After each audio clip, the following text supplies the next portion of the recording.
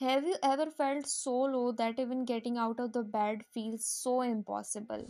या फिर कभी आप ऐसे फेज से गुजरे हैं जहाँ हर चीज़ मीनिंगलेस लगती हो और आपको लगता हो मेरा तो इंटरेस्ट ही नहीं है किसी चीज़ में। तो आज की वीडियो में हम बात करेंगे कुछ ऐसे ही फेज के बारे में। यानी आज हम बात करेंगे डिप्रेशन के बारे में।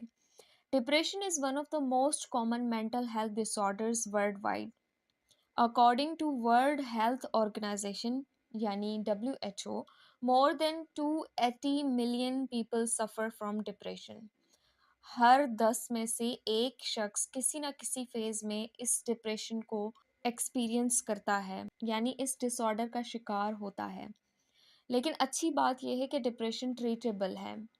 और कैसे हम इसको ट्रीट कर सकते हैं, कैसे हम डिप्रेशन से बाहर आ सकते हैं, आज हम इस वीडियो में इसी के बारे में बात करेंगे। आज हम जानने की कोशिश करेंगे कि डिप्रेशन क्या होता है, इसके कॉजेज़ क्या होते हैं, इसकी सिम्पटम्स क्या होती हैं, इसके ट्रीटमेंट ऑप्शंस क्या-क्या हो सकते हैं। तो शुरू करते हैं with what is depression. According to DSM-5 यानी diagnostic and statistical manual of mental disorders, depression एक सीरियस मूड डिसऑर्डर है जिसमें एटलीस्ट 2 वीक्स तक परसिस्टेंट सैडनेस, होपलेसनेस और लॉस ऑफ इंटरेस्ट देखने को मिलते हैं। ये सिर्फ एक इमोशनल फेज नहीं है, बल्कि एक मेडिकल कंडीशन है जो डेली लाइफ, रिलेशनशिप और मेंटल वेलबींग को सिवियरली इम्पैक्ट करती है।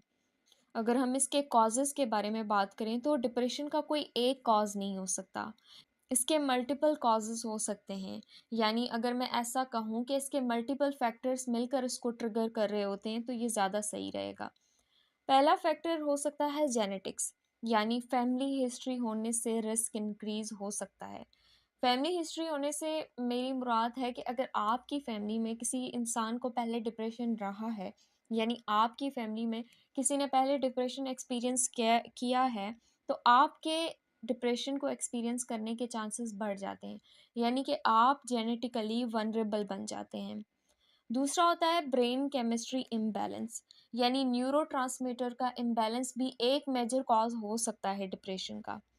थर्ड हो सकता है लाइफ इवेंट्स, यानी कि ट्रॉमा, स्ट्रेस या मेजर लॉस, जैसे जॉब लॉस हो जाना या ब्रेकअप या डेथ ऑफ लव्ड वन भी इसको ट्रिगर कर सकता है। यानी ऐसी कोई भी मेजर लाइफ इवेंट जो आपके स्ट्रेस को ट्रिगर कर रही हो, वो आपके डिप्रेशन का कॉज हो सकती है। इसके अलावा मेडिकल कंडीशंस हो सकती हैं, जैसे क्रोनिक इलनेस हो सकती है, हार्मोनल इम्बैलेंस हो सकता है और न्यूरोलॉजिकल डिसऑर्डर्स भी रिस्क फैक्टर्स हो सकते हैं डिप्रेशन के। अच्छा, अगर मैं बात करूँ सिम्पटम्स की, तो हर इंसान के लिए सिम्पटम्स डिफरेंट हो सकते हैं, लेकिन DSM-5 के मुताबिक कॉमन साइंस कुछ यूँ हैं। कांस्टेंट सैडनेस या एक्सट्रीम होपलेसनेस एक्सपीरियंस करना, loss of interest in activities जो आपको पहले पसंद थी, यानी ऐसी एक्टिविटीज़ जिनमें इंसान पहले जॉय या अच्छा फील करता था, लेकिन अब कुछ अरसे से उसको किसी रीज़न की वजह से अब उनमें इंटरेस्ट नहीं रहा। स्लीप इश्यूज हो सकते हैं, जैसे ज़्यादा सोना या बिल्कुल ना सोना, यानी दोनों हो सकते हैं, या इंसोम्निया हो सकता है या हाइपरसोम्निया हो सकता है। फिर एपेटाइट चेंजेस हो सकते हैं कि बहुत ज़्यादा खाना या बहुत कम खाना, या आपको बहुत ज़्यादा भूख लग रही है या आपको बहुत कम भूख लग रही है। इसके अलावा fatigue and low energy feel कर सकता है इंसान, हर वक्त थकन सी महसूस होना या मोटिवेशन का बिल्कुल ना होना, difficulty in concentrating and decision making, suicidal thoughts, ये बहुत अलार्मिंग साइन है और इमीडिएट हेल्प लेना बहुत ज़रूरी है इस साइन के बाद। अच्छा, एक बात आपने यहाँ पर बहुत इम्पॉर्टेंट है याद रखने वाली, कि इनमें से बहुत सारी साइंस ऐसी होंगी जो हम में से बहुत सारे लोग एक्सपीरियंस कर रहे होंगे लाइफ में, यानी हो सकता है majority, specially being in a hectic life, कि आपकी लाइफ बहुत हेक्टिक है, इंसान की एनर्जी नहीं रहती, स्लीप इश्यूज हो जाते हैं, एपेटाइट चेंज हो सकता है। लेकिन इनमें से बहुत सारे सिम्टम्स कॉमनली लोग एक्सपीरियंस कर सकते हैं। लेकिन क्या सबको डिप्रेशन है? तो ऐसा बिल्कुल नहीं है, सबको डिप्रेशन नहीं है। अच्छा, हम में से बहुत सारे लोग होंगे जिनमें इनमें से बहुत सारी साइंस होंगी, वो बहुत सारी साइंस और सिम्पटम्स डिप्रेशन की एक्सपीरियंस कर रहे होंगे, और बहुत सारे लोग ऐसे हो सकते हैं जिनमें मेजॉरिटी हो, जैसे बहुत सारे ऐसे लोग होंगे जिनकी लाइफ थोड़ी-सी हेक्टिक होगी, तो उनमें स्लीप इश्यूज़ होना शुरू हो जाएँगे, उनकी एपेटाइट चेंजेज़ होना शुरू हो जाएँगे, उनको फटीग और लो फ़ील होना शुरू हो जाएगा। लेकिन द थिंग इज़ कि हम उसको डिप्रेशन कंसिडर करेंगे या नहीं? तो हम उसको डिप्रेशन कंसिडर नहीं करेंगे, क्योंकि हम में से बहुत सारे लोग ये साइंस महसूस कर रहे होते हैं, एक्सपीरियंस कर रहे होते हैं। लेकिन द थिंग इज़ कि डिप्रेशन हम तब कंसिडर करते हैं, यानी डिप्रेशन एक डिसऑर्डर तब कंसिडर होता है जब वो आपकी डेली लाइफ फंक्शनिंग को डिस्टर्ब कर रहा हो। जब तक ये साइन आपके डेली लाइफ फंक्शनिंग को डिस्टर्ब नहीं कर रहे, तब तक वो डिप्रेशन की कैटेगरी में नहीं जाते। और दूसरी इम्पॉर्टेंट बात यहाँ पर समझने वाली ये है कि इनमें से बहुत सारी सिम्टम्स आप एक्सपीरियंस कर सकते हैं किसी भी चीज़ के नतीजे में। हो सकता है किसी लव्ड वन को खोने के बाद, या आपकी जॉब चली गई है, या कोई ऐसा इशू हो गया है जिसकी वजह से आपको ये सिम्टम्स आ रहे हैं। लेकिन क्या वो डिप्रेशन डिसऑर्डर में कंसिडर होंगे या नहीं? तो नहीं, जब तक उनका ड्यूरेशन कंप्लीट नहीं हो जाता। यानी ड्यूरेशन का मतलब ये है कि DSM-5 के अकॉर्डिंग आपका जो 2 वीक्स का ड्यूरेशन है वो कंप्लीट होना चाहिए, एक इन सारे जो सिम्पटम्स हैं उनको डिप्रेशन बनने के लिए। अगर ये सारी सिम्पटम्स हैं वो 3 दिन के लिए हैं, 5 दिन के लिए, तो वो डिप्रेशन की कैटेगरी में नहीं आएँगी। अच्छा, उसके बाद हम बात करेंगे डिप्रेशन के बारे में जो मिथ्स मशहूर हैं या जो मिसकॉन्सेप्शंस हैं। डिप्रेशन के बारे में बहुत सारी ऐसी गलतफ़हमियाँ या मिथ्स या मिसकॉन्सेप्शंस हैं जो लोगों को हेल्प लेने से रोक सकती हैं। जैसे पहला, हमारी सोसाइटी में बहुत ज़्यादा सुनने को मिलता है कि डिप्रेशन सिर्फ़ वीक लोगों को होता है। तो इसके बारे में फैक्ट कुछ यूँ है कि डिप्रेशन किसी को भी हो सकता है, चाहे आप मेंटली स्ट्रॉन्ग हैं या नहीं हैं। ये एक मेडिकल कंडीशन है जो आपकी वीकनेस नहीं है।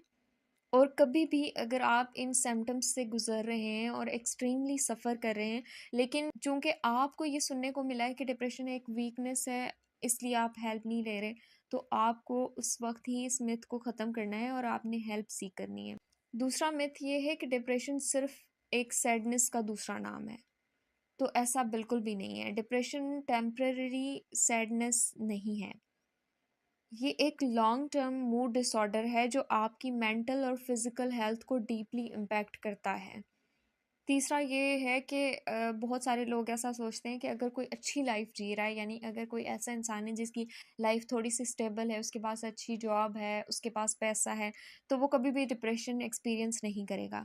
तो ऐसा बिल्कुल भी नहीं है। डिप्रेशन सिर्फ एक्सटर्नल फैक्टर्स पे डिपेंड नहीं करता। ब्रेन केमिस्ट्री, जेनेटिक्स और पास्ट ट्रॉमा भी इसको ट्रिगर कर सकता है। यानी कि आपकी प्रेजेंट लाइफ या आपके जो मटीरियलिस्टिक चीज़ें हैं वो आपको डिप्रेशन से नहीं बचा सकती, क्योंकि ये एक मेडिकल कंडीशन है, ठीक है? कभी भी एक्सटर्नल फैक्टर्स पे डिपेंड नहीं करती। इसके अलावा चौथा जो फैक्टर है वो तो लोगों को बहुत ही हेल्प लेने से रोकता है। उनको लगता है कि इसका कोई इलाज नहीं है। बहुत सारे लोग ऐसा सोचते हैं कि डिप्रेशन का कोई इलाज नहीं है। हालाँकि डिप्रेशन 100% ट्रीटेबल है। थेरेपी, मेडिकेशन, लाइफ़स्टाइल चेंजेस इसको मैनेज करने में हेल्पफुल हो सकते हैं। अगर हम डिप्रेशन के ट्रीटमेंट ऑप्शंस के बारे में बात करें, तो सबसे पहली बात तो मैं यही बोलना चाहूँगी कि डिप्रेशन 100% ट्रीटेबल है और हर शख्स के लिए डिफरेंट अप्रोचेस काम कर सकती हैं।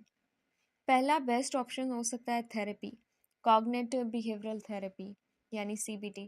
ये आपके नेगेटिव थॉट्स को मैनेज करना सिखाती है, आपके कॉग्निशंस, आपके थॉट पैटर्न्स को चेंज करती है, और ये आपके लिए बहुत ज़्यादा हेल्पफुल इसमें टेक्निक्स होती हैं। दूसरा, मेडिकेशन। डॉक्टर के एडवाइस से एंटी डिप्रेसेंट यूज़ होती हैं, लेकिन मैं फिर कह रही हूँ डॉक्टर के एडवाइस से हैं। यानी जब तक अगर आपको डॉक्टर प्रिस्क्राइब नहीं करता, तो आपने किसी के मुंह से सुन के मेडिसिन्स नहीं लेनी। They can be more harmful than depression. उसके अलावा lifestyle changes, healthy routine, exercise, mindfulness भी रिकवरी में हेल्प कर सकती हैं। Thank you so much for watching. और अगर आपको ये वीडियो हेल्पफुल लगी है तो लाइक करें, कमेंट करें, सब्सक्राइब करें। और अगर आपके पास कोई ऐसा सवाल है जो आपके दिमाग में है, या कोई चीज़ आपको वीडियो से समझ नहीं आई, feel free to ask in comment section.